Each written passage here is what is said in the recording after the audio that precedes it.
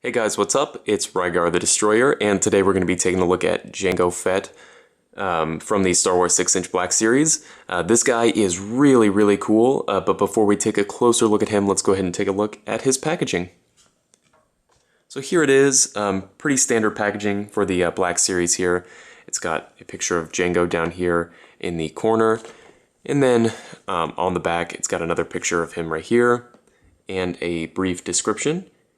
If you'd like to read that, you can go ahead and just pause the video. And then over here on the side, it's got the red side and a little bit of the window over here. Like I said, pretty standard, so let's go ahead and get back to the figure itself. Jango here, without his helmet, stands at exactly 6 inches tall. And then with his helmet on, it makes him just a little bit over 6 inches, and then probably about 6.5 to the top of his rangefinder there. And let's go ahead and talk about his accessories here. And since I have it out, let's go ahead and talk about his helmet. It is removable, of course, and I think they did an amazing job. It's got the dent here on the side, which is cool. And then it's got really nice paintwork, and it fits on his head very snugly, so it's not going to fall off. And I don't think it looks oversized or anything, which is nice. He also comes with a jetpack.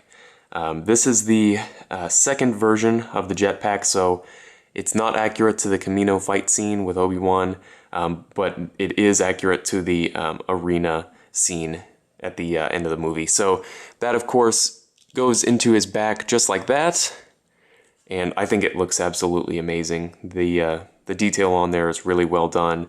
The paintwork and everything is crisp. So that's really nice. And then finally, he does come with his two pistols, of course. There is some very subtle paintwork on these. So the barrel and the trigger are silver, and then the handles are a kind of, I don't even know what color to really describe these as. It's kind of like a light blue, green, silver. It's really subtle, but it is accurate, and it does look really amazing. These, of course, do fit in his hands snugly, and they do also fit in his holsters on both sides, which is nice. And they do fit in there pretty snug, so you don't have to worry about them falling out or anything, which is nice. So as far as articulation goes, it's very well done. Oh, and while I have his helmet off, I do want to mention the likeness there, I think, is very well done. So that's cool. He does have a ball joint in the head and then a disc, so he does get a nice range of motion. And it does work even with his helmet on, which is nice. So he also has ball hinge shoulders, and you'd think with the shoulder pads, and you can't see the joint up here, that the shoulders would be rather limited, but they get a great range of motion, and they do swivel 360. He has a cut joint right here above the elbow, so that's where you're going to get your swivel from.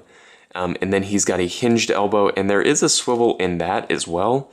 But the reason that they did this cut joint up here is because he's got these tubes that run past his elbow joint.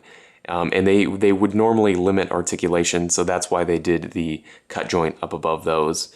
So I do appreciate that they put the thought into that. And made it where he can still have a lot of articulation.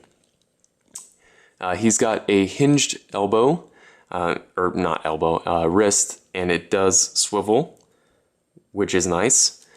He has what feels like a double or single ball peg here. Not the greatest range of motion, but there's not a whole lot they could have done without breaking up the sculpt of the chest here.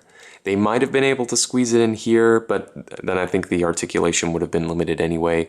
So I am glad that they hit it down here where you're not going to notice it. And of course it does work as a swivel. He's got T-jointed hips with a pretty nice range of motion. They do go forward and back. And the holsters here are made of a soft rubber, so they're not going to interfere with that articulation. He does have a thigh swivel.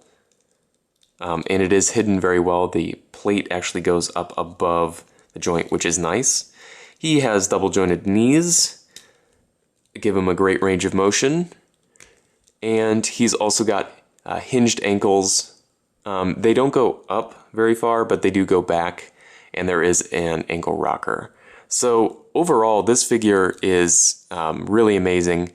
I would suggest picking it up if you are a Star Wars fan for sure. That's just a great figure to add to a collection.